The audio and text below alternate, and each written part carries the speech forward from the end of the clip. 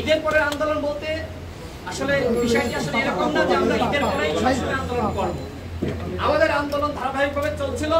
যেহেতু পবিত্র মাহে রমজান, আমরা মাহে রমজানে আমরা প্রস্তুতি গ্রহণ করেছি, আমরা আমাদের দল এবং সংগঠনকে গুছিয়েছি এবং এখন নতুন করে নতুন কৌশলে আন্দোলন করার জন্য আমাদের রাজনৈতিক দলগুলোর মধ্যে আলোচনা হয়েছে।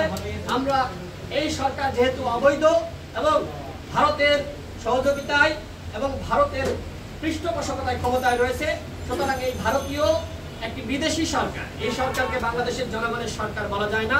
এই সরকার ভারতের সরকার। এই ভারতের সরকারের বিরুদ্ধে ইতিমধ্যে জনগণ ক্ষুব্ধ হয়ে ভারতীয় পণ্য বর্জন শুরু করেছে এবং জনগণ ইতিমধ্যে দেখেছেন যে এই ঈদে কোনো ভারতীয় পোশাক কেনে নাই এবং রমজানে ভারতীয় কোনো পণ্য কেনেনি। সুতরাং আন্দোলন কিন্তু রমজানের মধ্যেও চলেছে এবং এখন আমরা নতুন কৌশলে আমরা সমস্ত দলকে সাথে নিয়ে আমরা ঐক্যবদ্ধ আন্দোলন করব। আমরা এর আগে যেটি হয়েছে যে অনেক দল যুগপৎ আন্দোলনে ছিল, অনেকে ছিল না। আমরা এখন সকলের সাথেই কথা বলেছি, এখন সবাই ঐক্যবদ্ধভাবে রাজপথে এই সরকারের বিরুদ্ধে আন্দোলন সংগ্রাম করে তুলতে চাই। আমি একটা জিনিস বলি যে আপনারা বলছেন সরকার দমন